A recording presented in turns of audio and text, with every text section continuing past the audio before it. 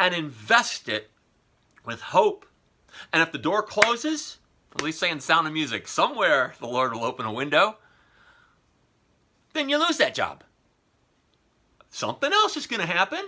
You're not going to be poor and destitute down the street, most likely, if you're an intelligent young man and you're willing to work.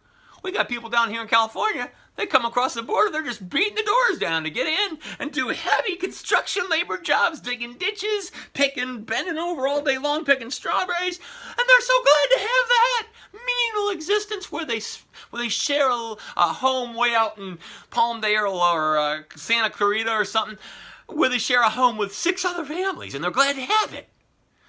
I got news for you. You will have what you need. Okay? Now, this might apply to the Jews, but I'll just say, Jesus said, the birds in the fields, they don't toil or labor. Well, they do make a nest, but God provides for them. They just go and collect the food, and they get it, and they eat it, and then they live. Okay? Man is one of their biggest hostile forces other than natural predators. With the pollutants and things and paving over concrete everything and taking away the various things that they need to find and boxing them into tighter and tighter places. And the flowers, consider the flowers of the sea, of the field. Even Solomon was not dressed in their glory. The Father knew everything, that every hair that you had on your head was numbered before you were born. Now he's talking to Jews, and we're not the chosen people. We have a New Testament that we subscribe to. But just consider these teachings and how they could be applicable to anybody that sees what Jesus is talking about using their talents. See how this could be applicable to anybody. See how it could be applicable to you. See how that all can happen for you. See how your point of view or your perspective is one of the things pushing you down. You keep thinking that everything in your life, the circumstances are pushing you down. And they may very well be. But you're contributing to not only your point of view, but feeling like, more pain is on you because of them pushing you down, plus you're pushing yourself down too, plus you're feeling like there's no way that it could possibly get better if this one fails and there won't be another alternative. There will be another alternative, and that's what Jesus was talking about consider the lilies of the field, consider the birds, consider these things. And let me tell you why you're going to have. You're going to have because there are so many people out there making worse mistakes, subscribing to vices and difficulties in their lives and making poor choices, really bad choices, not just ones that you wish they didn't do, but really, really, really bad choices. And they're still going to have to live too, and they're going to have to find a way to go and work and have what they need. And as long as there's someone or a large body of people that are doing less than you're doing, or caring less about it, and subscribing and tripping and falling over themselves more, making bigger mistakes, there will always be an economy that will generate what you need to have for you to have what you need as well. And that's a thing that now we leave the religious thing aside, and we go into the secular now. I'm going into the secular now. The truth of the matter is, Jesus said, consider the lilies of the field. Consider the birds of the air. Okay, now we are going to look at our real life now.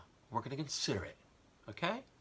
The people that are into money and power and greed and shape our lives in so many ways seem to have everything and we seem to have nothing. We can consider them, and quite frankly, I wouldn't want to be them, even though they have it all together. And they seem like they've got everything they need, and it's so hard for us to have what we need. I would rather just let them be judged as they'll be judged. Jesus says it's as hard for a rich man to get into the kingdom of heaven as it is for a camel to get down on its knees and go through the hole in the side wall of the city, which is called an eye of the needle. We're back in the religion here, but look, we're going to consider the fact that there are so many poor and downtrodden among us. And we're still in one of the wealthiest countries there is. Surely there will be enough for the studious, the prudent, the wise, the one that sees the value enough to care and even ask somebody like me, hey, I'm feeling poorly. I feel like it's a catch-22. I'm not going to get past this. I feel sometimes like just crawling in bed and dying. All these things. You cared enough to care. You cared enough to reach out to anybody that you could. You cared enough to take on a job and worry whether you're going to have that job and try to accelerate your payments on your debt. You cared enough to even be concerned you had debt. You cared enough to value these traits. You may not be the guy with the 10 talents or the 5 talents. Maybe you're the guy with the 3. But that's okay. The master was pleased with him. Don't be the one with the 1 and bury it in the ground and let all the forces of life press you down. That's what you've got to focus on right now. That's your first step. So when I ask you to consider the world, consider those that are feeling worse. Consider those that are more downtrodden. Consider those with vices and ailments far worse than yours. And I don't know exactly how bad your ailment is, but consider those that don't have the mind that they need. They need someone to nurture them and help them. They can't even do what they need to by themselves.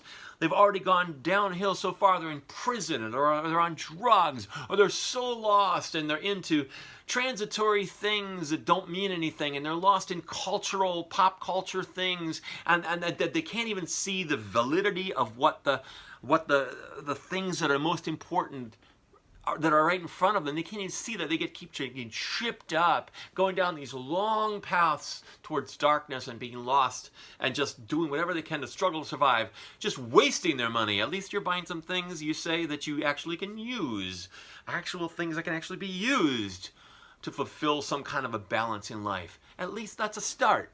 I'm going to stop this one right now and just get your input on this. Paul Roberts, Conscious Counseling 101.